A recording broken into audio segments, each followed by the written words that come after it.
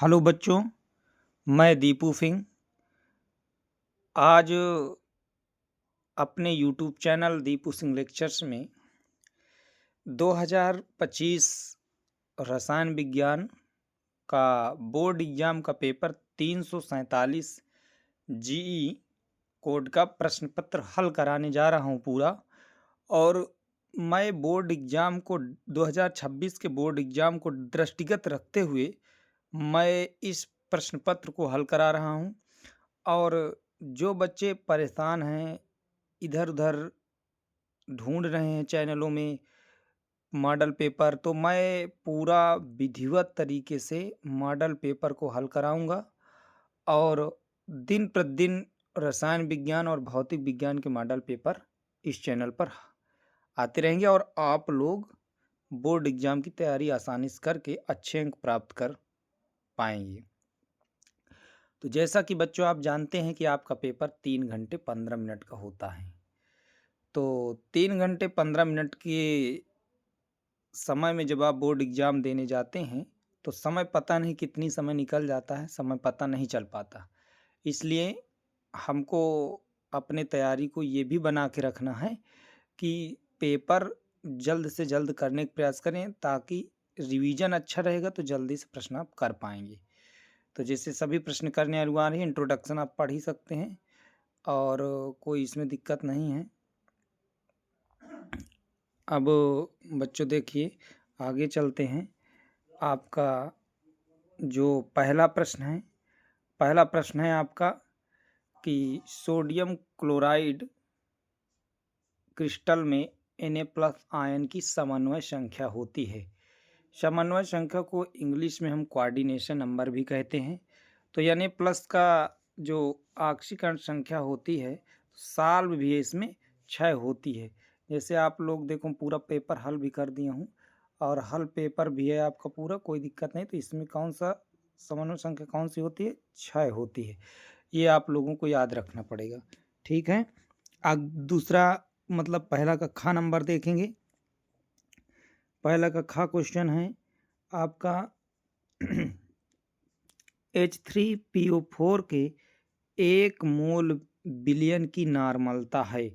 तो H3PO4 के 1 मोल billion की नॉर्मलता कितनी है?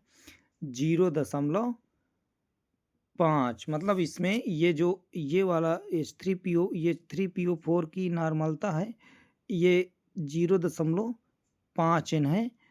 इसको थोड़ा एक बार नॉर्मलता, हाँ 0.5 N, इसको हल कर लीजिएगा, यही आएगा आपका आंसर। ये 3 जो दिया है ये मुझे लग रहा है गलत दिया है, इसको ये 0.5 N है इसमें। अगला क्वेश्चन है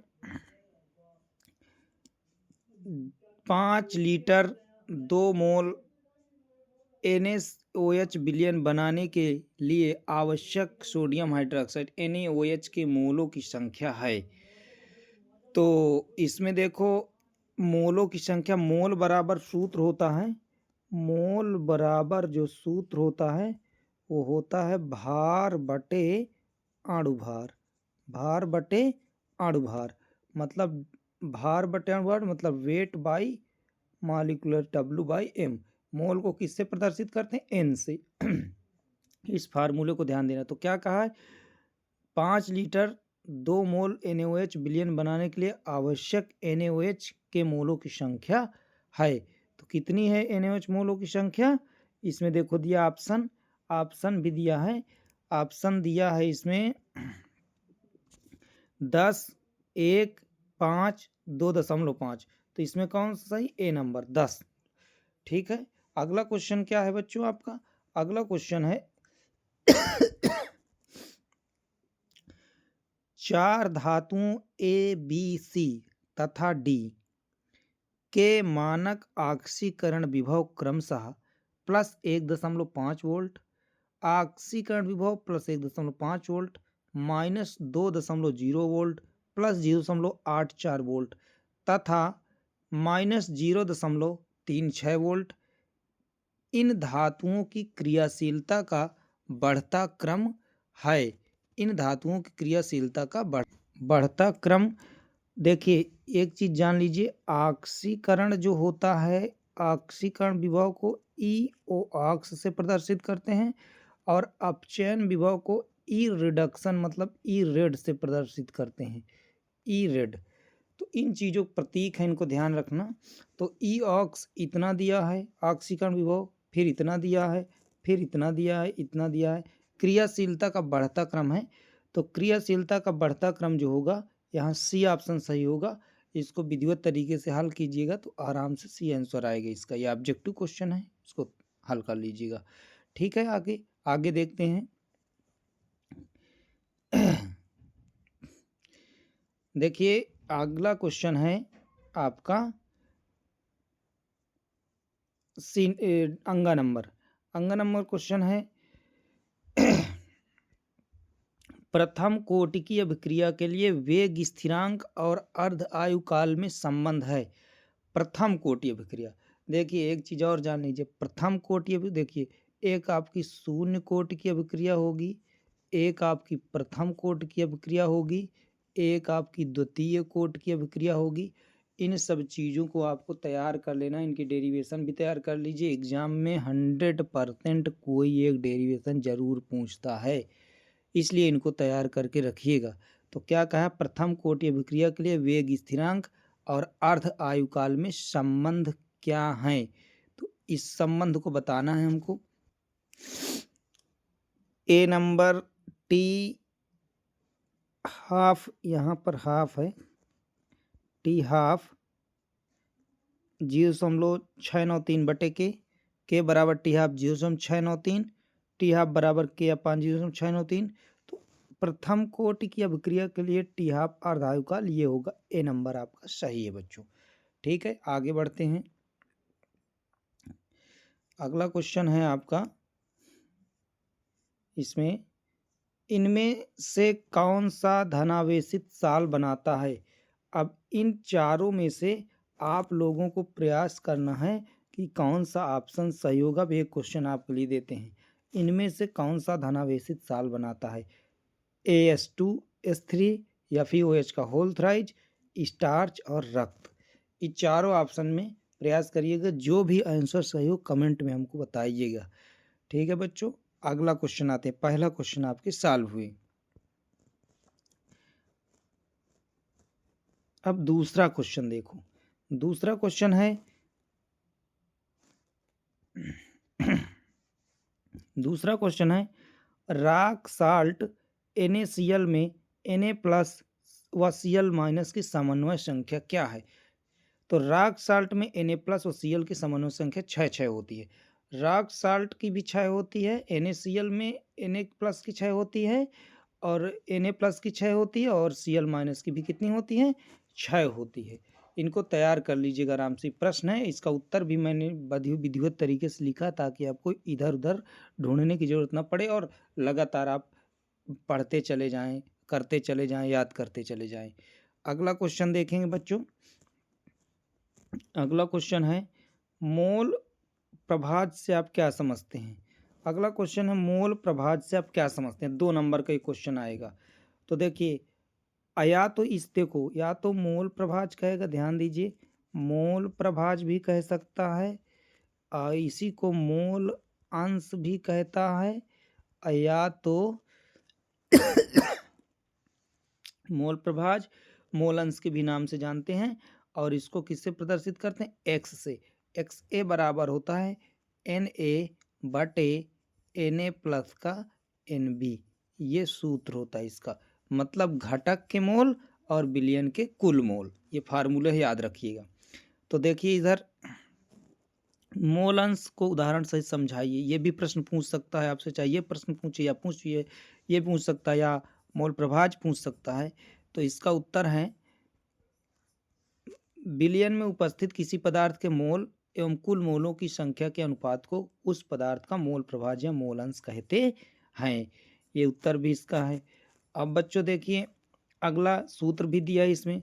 सूत्र दिया है कि आपका विलेय के मोल प्रभाज बराबर विलेय के मोल बटे विलयन के कुल मोल, मतलब घटक के मोल बटे विलयन के सभी घटकों के मोल, ये उसका सूत्र भी होता है।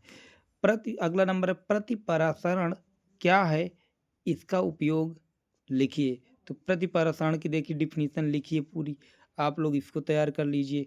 ठीक, तीसरा घ नंबर कौन सा है? घ नंबर है निम्न में कौन सी अभिक्रिया संभव है? तो इसके उत्तर दिए इनमें से केवल दूसरी अभिक्रिया संभव, क्योंकि Cu कॉपर विद्युत रासायनिक श्रेणी में हाइड्रोजन से नीचे है, जबकि स्टेनस और हाइड्रोजन से ऊपर है, इसलिए दूसरी अभिक्रिया क्या है? संभव है। तो इसमें ये वाली अभिक्रिया क्या होगी? संभव होगी। अगला प्रश्न देखिए तीसरा का तापीय गुणांक क्या है? अभिक्रिया के वेग से इसका क्या संबंध है? तो तापीय गुणांक का ये फार्मूला जरूर याद रख लीजिएगा। ये वाला फार्मूला एग्जाम में पूछता, इसके सवाल भी आते हैं, तो इसलिए फार्मूला याद रख लीजिएगा। वेग स्थिरांक का तापीय गुणांक बराबर T+10 डिग्री पर वेग स्थिरांक का मान बल T डिग्री सेंटीग्रेड पर वेग स्थिरांक का मान। इसको याद रख लीजिएगा, इस डिफिनीशन को तैयार कर लीजिए। बहुत इंपॉर्टेंट मॉडल पेपर है, इसको जरूर पूरा ध्यान देकर पढ़िए। अब आगे देखिए, अगला क्वेश्चन है वास्तविक विलयन तथा कोलाइडी विलयन में विभेद कीजिए। वास्तविक विलयन और कोलाइडी विलयन में अंतर दिखाना है। तो देखो लिखा है, बढ़िया तैयार करिए इसको, मैंने हल करके विधिवत टाइप करके लगाया है इसको। अगला क्वेश्चन है मोलल चालकता तथा तुल्यांकी चालकता में क्या संबंध है? तो मोलल चालकता तथा तुल्यांकी चालकता, तो मोलल चालकता का और तुल्यांकी चालकता में संबंध का सूत्र मैंने लिखा। देखो मोलल चालकता बराबर अणुभार बटे तुल्यांकी भार गुणे तुल्यांकी भार। हाँ, इसको तैयार करिए। घ नंबर है कार्बोहाइड्रेट को परिभाषित कीजिए तथा ग्लूकोज एवं फ्रक्टोज में विभेद कीजिए। तो इसको आपका ये जैव अणु का है, बायोमॉलिक्यूल चैप्टर का है, इसको तैयार कर लीजिएगा। ठीक, बड़ा प्रश्न है, इसको आपके क्वेश्चन बैंक में आसानी से मिल जाएगा। कार्बोहाइड्रेट को परिभाषित करना, ग्लूकोज और फ्रक्टोज में विभेद लिखना है। 2 नंबर क्वेश्चन है, ये बहुत इंपॉर्टेंट क्वेश्चन है। ये तो पहला चैप्टर विलियन चैप्टर का है। राउल्ट का वाष्प दाब नमन क्या है? परिभाषित कीजिए, इसकी सीमाएं भी बताइए, है ना। इसको जो है तैयार करिए। देखिए पूरा हाल है, तो इसका आंसर दिया ही है पूरा, ये राउल्ट के नियम का पूरा विधिवत। ठीक है, इसको तैयार कर लो। इसके बाद बच्चों देखिए इस क्वेश्चन है, ख नंबर है, इस क्वेश्चन को पूरा तैयार करिए। ठीक, पढ़ाई में ध्यान दीजिए, मैं प्रतिदिन मॉडल पेपर आपको एक दूंगा और इनको पूरा तैयार कर डालिए। प्रतिरोधकता रो बरा आर बराबर रो एला पाने। ठीक है, विशिष्ट चालकता इसको जरूर तैयार कीजिए, विलियन चैप्टर के हैं, ये पूरा इसका आंसर है। और हाँ एक बात बताएं, जो निर्णय समीकरण है, निर्णय समीकरण, ये जो समीकरण है निंसर्ट समीकरण के नाम से भी कहीं लिखा है, कहीं निर्णय समीकरण के नाम से, इसका डेरिवेशन जरूर तैयार कर लीजिए। इसका निगमन जरूर आता है एग्जाम में, अगर पूछे तो करना है, और इसका क्वेश्चन है, इसको तैयार कर लीजिए। अब आप लोग थ्योरी पढ़े होंगे, सब कंप्लीट किए होंगे, सवाल हैं इम्पोर्टेंट, इनको तैयार करिए। ठीक है, आगे देखिए अगला क्वेश्चन, आगे का क्वेश्चन है निर्णय समीकरण के माध्यम से हम सवाल हल पूरा देखिए, है ना। निर्णय समीकरण का ये फार्मूला है, इस फार्मूले को तैयार कर लीजिए। ये प्रूफमेंट है, ये इतना फार्मूला है इसका निर्णय समीकरण का, इसको तैयार कर डालिए, ये बहुत इम्पोर्टेंट है। ठीक, आगे देखिए, इस फार्मूले को तैयार करना बहुत ज़रूरी है बच्चों। अगर इसको आप नहीं तैयार करेंगे ना, तो फिर आगे चल के दिक्कत होगी, आप एग्जाम नहीं अच्छे से दे पाएंगे। ठीक है, अगला क्वेश्चन देखिए, घ नंबर मोलरता और मोललता को परिभाषित कीजिए। विलियन चैप्टर का है, इसको आसान से आप पढ़े भी होंगे, तैयार कर लीजिए इसको। इसके बाद ये क्वेश्चन है 5वां का नंबर, पढ़कर पूरा हल कर लीजिए। आराम आसान फार्मूले हैं। यूरिया का मोल बराबर भार बटे अणु भार से निकाल लीजिए। ठीक है, फिर जो ना है उसको कमेंट करिए, मैं बता दूंगा उसमें आपको। यूरिया का मोल प्रभाव फार्मूला है, लगा डालिए। ख नंबर हल कर लीजिए क्वेश्चन। ठीक, इसके बाद देखिए K2CO3 का मोलर द्रव्यमान MB, ये सब हल है, उसी क्वेश्चन का सॉल्व है। फिर अगला क्वेश्चन है मोलल अवनमन स्थिरांक KF क्या होता है? 2.25 ग्राम ग्लूकोज अणुभार, ये सब फार्मूला है, इसको तैयार कर लो। इसके बाद ये देखिए, ये वाष्प दाब में अवनमन का फार्मूला है, फ्रीजरिंग पॉइंट। अगर यहीं पर बच्चों डेल्टा TB लिख दिया जाए तो बॉइलिंग पॉइंट हो जाएगा, और डेल्टा TF लिख दिया फ्रीजरिंग पॉइंट होगा। डेल्टा का मतलब होता परिवर्तन। ठीक है, इसको याद रखना, जैसे delta TB boiling point, delta TF freezing point, इनको हम सब पढ़ाएं, लेकिन अब मॉडल पेपर है तो इसको तैयार करिए अच्छे से। अगला क्वेश्चन है, देखिए ये देखो, सीसा संचायक बैटरी के डिस्चार्ज होने वाली सेल अभिक्रिया को लिखिए। इस सेल अभिक्रिया जब डिस्चार्ज हो जाती बैटरी तब की सेल अभिक्रिया कॉपर 2+ 1 मोल, और ये लवण सेतु का प्रतीक है। ठीक है बच्चों, ये वाला इसको ध्यान रखेंगे क्वेश्चन को। इसके बाद देखिए ये आपका क्वेश्चन है, उत्तर दिया पूरा सीसा संचायक सेल का, सॉल्व कर लीजिए इसको, जहाँ ना है उसको बताइए। ये बहुत इंपॉर्टेंट क्वेश्चन, एक निम्नलिखित समीकरण का क्वेश्चन आना ही आना है, इस बात को दिमाग बैठा लीजिए। एक क्वेश्चन आएगा ही आएगा आपके एग्जाम में निम्नलिखित समीकरण का। चलिए आगे देखिए, एमिनो अम्ल क्या है, इसका वर्गीकरण कैसे किया जाता है। एमिनो अम्ल के बारे में अच्छे से तैयार कर लीजिए, लिखा है पूरा आंसर। इतना आपको बहुत ज़्यादा नहीं पढ़ना है, जितना बोर्ड एग्जाम में है उतनी तैयारी करके रखिए अच्छे से, यही सब एग्जाम में आएंगे। अब बहुत ज़्यादा पढ़ने की ज़रूरत नहीं है क्योंकि एग्जाम नज़दीक है। देखो एमिनो अम्ल का ग्लाइसरीन का फार्मूला याद रख लीजिए, एस्पार्टिक अम्ल का ये फार्मूला है। इसके बाद क्षारीय एमिनो अम्ल ये है, इस एमिनो अम्ल के बारे में पूरा विधिवत लिख दिया गया। अगला क्वेश्चन है, अम्लीकृत कैमेनोफोर विलीन किस प्रकार फेरस सल्फेट से, SO2 से, ऑक्जेलिक अम्ल से तथा सोडियम थायोसल्फेट से अभिक्रिया करता है। ये क्वेश्चन तैयार कर लीजिए, सब मोड एग्जाम ये अभिक्रिया दिया है। इसके बाद ये देखिए, इस क्वेश्चन को तैयार करिए पूरा, अभिक्रियाएँ बहुत ज़्यादा याद रखना है। अभिक्रिया जो है एग्जाम में जरूर 10 नंबर ही पूछता है, क्या होता है जब और कैसे होता है जब, ये 2 5 नंबर पूछता है, तो आप इनको जरूर तैयार कर लीजिए। अब 7वां क्वेश्चन है, ये प्रथम कोटि द्वितीय कोटि कोटि ओटी वाला फार्मूला देखो सवाल है इसमें, इसको तैयार करिए। ये बहुत इंपॉर्टेंट सवाल है। प्रथम कोटि मैंने बताया, शून्य कोटि, प्रथम कोटि, द्वितीय कोटि, सब पढ़ डालिए। ठीक, ये देखिए सबके सलूशन है, क्वेश्चन नोट कर लीजिए कॉपी में, उत्तर लिखिए और इनको तैयार करिए। समय टालेन अभिकारक से, टालेन अभिकर्मक से के साथ अभिक्रिया देखो दी है। अब 1-2 सेट जब हल कर लेंगे तब आपके पास ऑलरेडी क्वेश्चन बनने लगेंगे। थोड़ा देखो, NOH के साथ अभिक्रिया, ये अभिक्रिया याद रखना पड़ेगा। ऐसे जैसे मैंने लिखा है ऐसे ही एग्जाम में भी आपको लिखना पड़ेगा, इस बात को ध्यान दीजिए।